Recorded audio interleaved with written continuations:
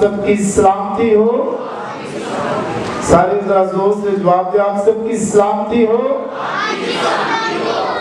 देखो आज सुबह हम दूसरी तिलावत पर गौर करेंगे। सुनो के बाद उसका 5वां बाब पहली आयत से। पहली आयत में लिखा है, और एक शख्स हनन्याह नाम और उसकी बीवी सफीरा ने जायदाद बेची और उसने अपनी बीवी के जानते हुए कीमत में से कुछ रख छोड़ा और एक हिस्सा लाकर रसूलों के पांव में रख दिया। आमीन। देखो यहाँ पर एक खानदान की तस्वीर नजर आती है, एक फैमिली की, जो खुदा के हजूरी के अंदर खुदा के खादम के सामने इस बात का इकरार करती है कि हम अपना मालो सबाब बेचकर, हम अपनी जायदाद बेचकर जो सारी रकम है वो खुदा के हुजूर क्या करेंगे, नज़र कर देंगे। और जो कलाम इलाही फरमाता है चौथे बाब की 32वीं आयत को पढ़ूंगा, और ईमानदारों की जमायत एक दिल और एक जान थी और किसी ने अपने माल को अपना ना कहा, बल्कि उनकी चीजें मुश्तरका थी। रसूल बड़ी कुदरत से खुदा यीशु के झूठने की गवाही देते रहे और उन सब पर बड़ा फजल था, क्योंकि उनमें से कोई भी मोहताज ना था। इसलिए जो लोग जमीनों या घरों के मालिक थे उनको बेच बेच कर बिकी हुई चीजों की कीमत लाते और रसूलों के पांव में रख देते थे। देखो ये खूबसूरत पस मंजर हनन्याह और सफीरा ने देखा कि तमाम लोग अपनी जायदाद, अपना मालो सबाब, अपनी कीमती चीजें फरोख्त करने के बाद जो कीमत है वो रसूलों के पांव में रख रही है।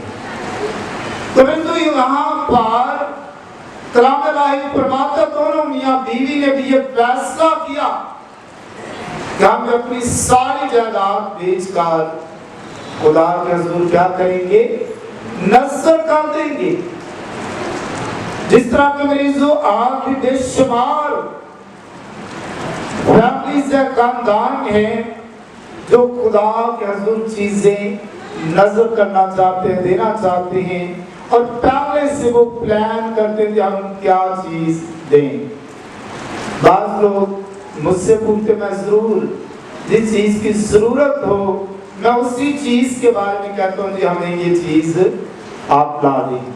तो यहाँ पर इन्होंने ये फैसला किया कि हम अपनी सारी जायदाद बेचकर जो कीमत है वो रसूलों के पांव के सामने रख देंगे। और जो खुदा का कलाम फरमाता है कि जब जायदाद बेची गई तो कीमत का एक हिस्सा रख लिया। तो अगर हम मुसन्नफ की जिंदगी पर गौर करें, रसूलों के माल का जो मुसन्नफ है वो मुकद्दस लूका तबीब है। अगर वो चाहता तो इस खास वाक्य को कलम बंद ना करता, लेकिन जो इसलिए उसने कलम बंद किया ताकि हम सब के लिए और कलीसिया के लिए सबक का बाइस बने कि जब हम अहद करते हैं तो फिर हम उससे फिर नहीं सकते। तो अगर हम गौर करें हनन्याह के नाम पर, तो हनन्याह एक इब्रानी नाम है, लेकिन नए अहदनामे में यूनानी सूरत में पेश किया गया है। और हनन्याह के नाम का जो मतलब है वह गॉड इज काइंड, खुदा मेहरबान है या खुदावंद मेहरबान है।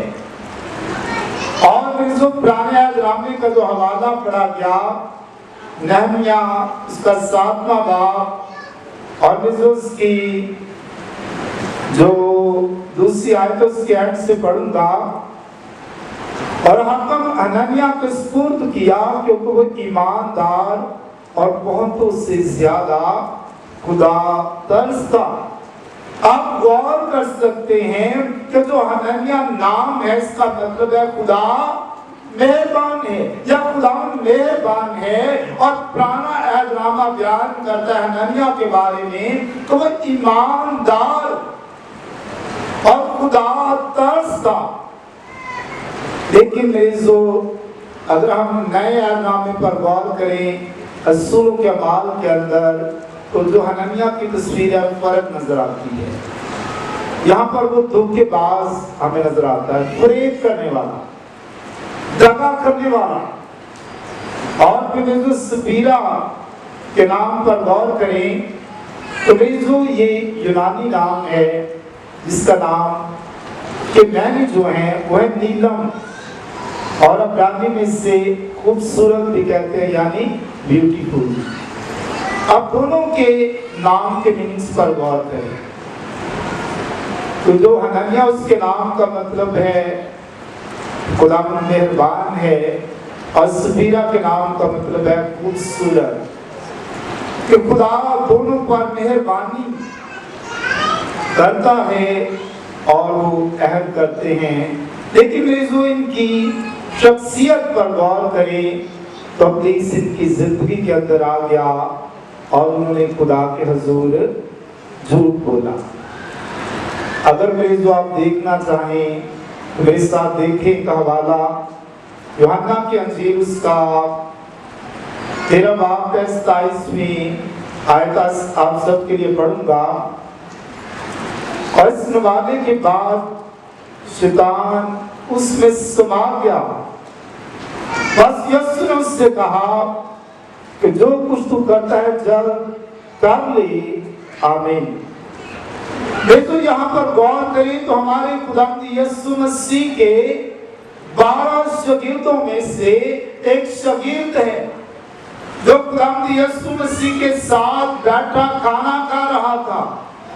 तो यीशु ने फरमाया उसके अंदर क्या समा गया, शैतान समा गया और वो सोचता है कि खुदावंद यीशु मसीह को पकड़वा देगा, 30 सिक्कों में फरोख्त कर देगा।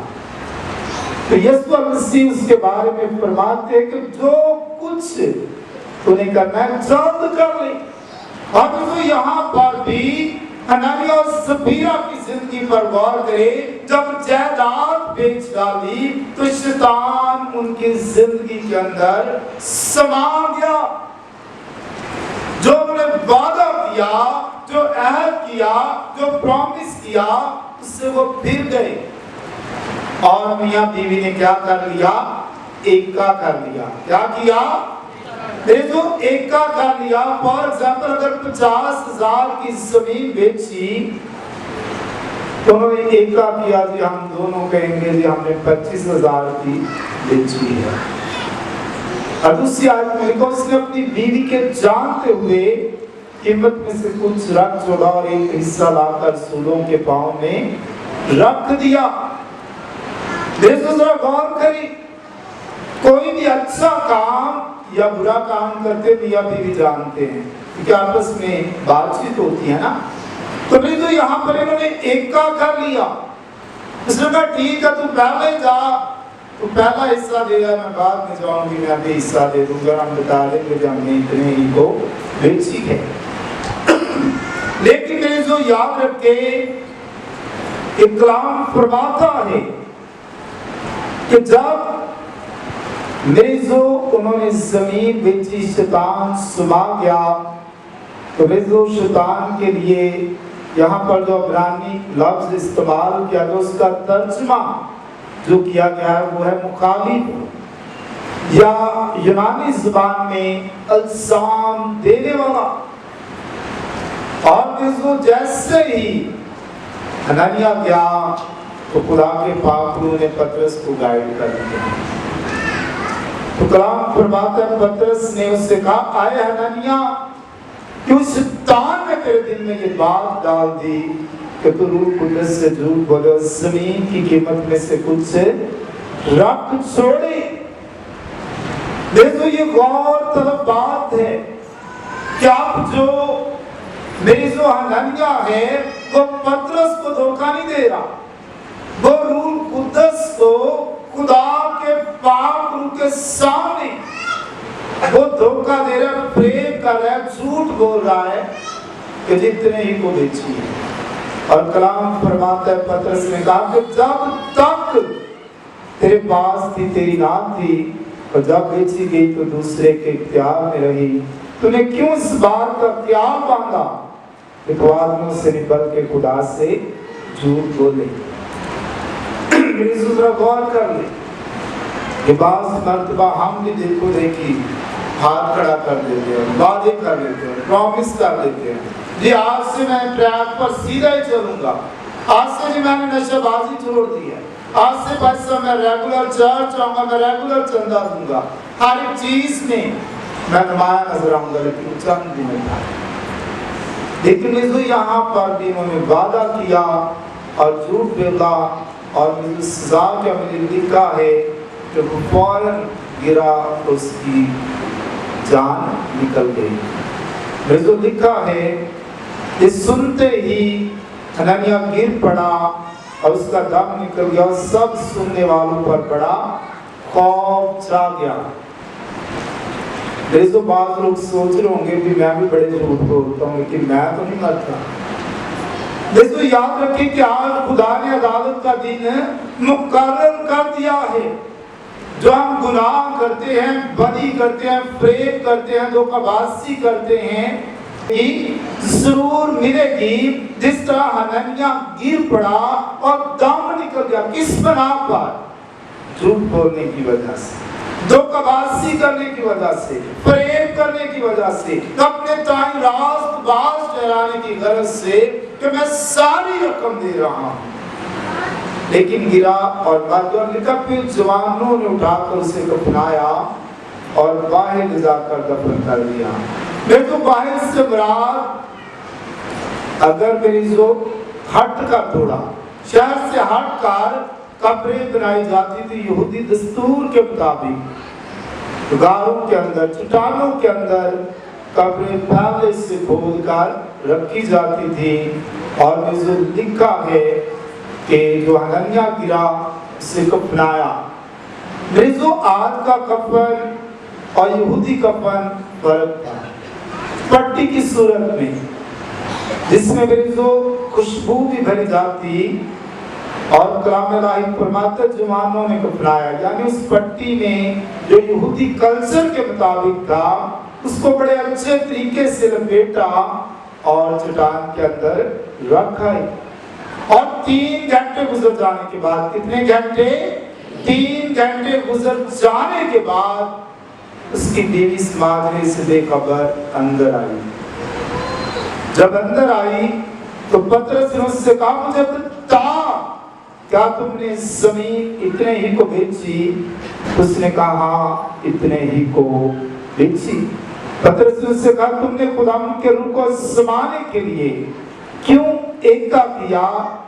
देख तेरे शौहर के दफन करने वाले दरवाजे पर खड़े हैं और तुझे भी बाहर ले जाएंगे। उसी दम उसके कदमों पर गिर पड़ी और उसका दम निकल गया, और जवानों ने अंदर आकर उससे मुर्दा पाया और बाहर जाकर उसके शौहर के पास दफन कर दिया। देखो यहाँ पर एक बहुत बड़ी मोहलत का जिक्र मिलता है। कुरान में लिखा, बेहतर यह है कि मन्नत ना मांग, अगर मांगता है तो फिर उसको पूरा करने में देर ना कर, क्योंकि बाइबल मुकद्दस फरमाती है कि सोना खुदा का है, चांदी खुदा की है, हर एक चीज का वो खालिक और मालिक है। वो किसी भी इंसान की चीज का भूखा नहीं। लेकिन मेरे को याद रखे कि जब हम वादा कर लेते हैं, जब हम अहद कर लेते हैं, तो फिर पूरा करना जरूरी है।